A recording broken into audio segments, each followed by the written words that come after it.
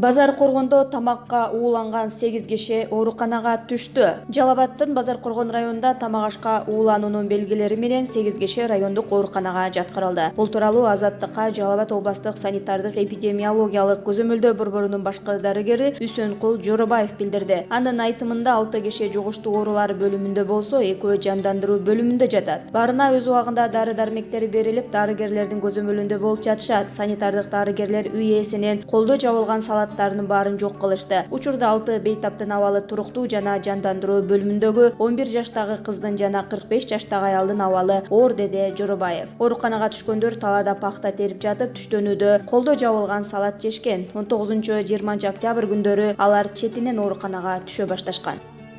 Казакстандан Кыргызстанга түтүк аркылуу күн сайын 100 тонна күйүүчү май өткөрүп турушкан. 23 октябрда Чүйдүн Кең Булуң айылында жерге көмүлгөн 3 чакырым узундуктагы түтүк табылды. Ал аркылуу Казакстандан Кыргызстанга күн сайын 100 тонна күйүүчү майды мыйзамсыз өткөрүп турушкан деп билдиришти Финполдон. Мындан сырткары текшерүүчүлөр кылмыштуу топтун атайын базасын аныктады. Анда күйүүчү май үчүн чоң идиштер, насостор жана башка каражаттар болгон. Ушул тапта келтирилген чыгымдын так суммасы аныкталып жатат. Тергөө иштери уланууда. 1,5 жаштагы кыз 5 ийне жутуп алды. Казакстандын Караганда областында 1,5 жаштагы кыз ийне менен дарылоодо колдонуучу 5 ийнени жутуп алган. Хабар 24 маалымдагандай, ата-энеси туш-тушка чачылган ийнелерди көрүп, баланын тынчсызданып жатканынан байкап калышты. Дароо ооруканага алып барышкан. Хирургдар шашылыш операция жасашкан. Үчөөнү кыздын ашказанынан, экөөнү 12 эли чегесинен алышкан. Операция ийгиликтүү аяктады.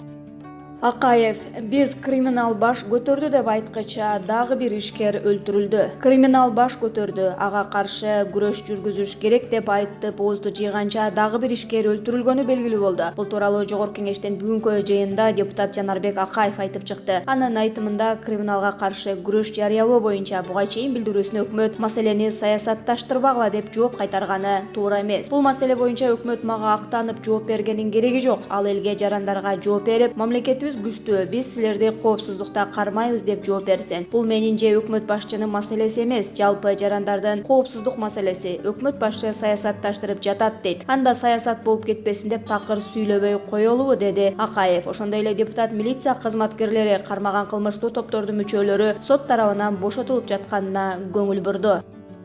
9% тоскоол эмес. Ташиев күч сынашууга даяр. Саясатчы Камчыбек Ташиев Жогорку Кеңешке өтүү боюнча 9%дык босого балды колдойт. Ал мындай чек саясий атаандаштыкта жол ачат деп эсептейт. Ташиев Фейсбуктагы баракчасында өз оюн мындайча негиздеди. 2020-жылы боло турган парламенттик шайлоонун өтүү босогосу 9% болуп белгиленген. Азыркы маалда ошол босогону ылдыйга түшүрөлү деп айтып, жүргөн саясатчылар ушул норма кабыл алынганда унчугушкан эмес. Көпчүлүгү парламентте олтурушкан. Эми гана айтып чыгышты. Демек ошол маалда Атамбаевдин демилгесине каршы чыгууга эриктери жеткен эмес. Жеке мен 9% босогонун калуусун каалайт элем. Саясий атаандаштыкта күч сынашалы. Кайсы адамдарга мамлекеттин тагдырын тапшырууга болоорун эл чечсин, дейт ал. Ошондой эле Камчыбек Ташиев элдин колдоосу менен парламентке келерин ишенимдүү жазды. Эске салалы, Жогорку Кеңешке партиялардын өтүү чегин 7ден 9%га көтөргөн мыйзам долбоору 2017-жылы кабыл алынган. Мыйзамга ошол кездеги президент Алмазбек Атамбаев кол койгон. Долбоор 2020-жылдын 1-январынан тартып күчүнө кирет. Кыргызстанда кезектеги парламенттик шайлоо 2020-жылы 4-октябрда өтөт. Шайлоо октябрдын алгачкы жекшембисине туура келет.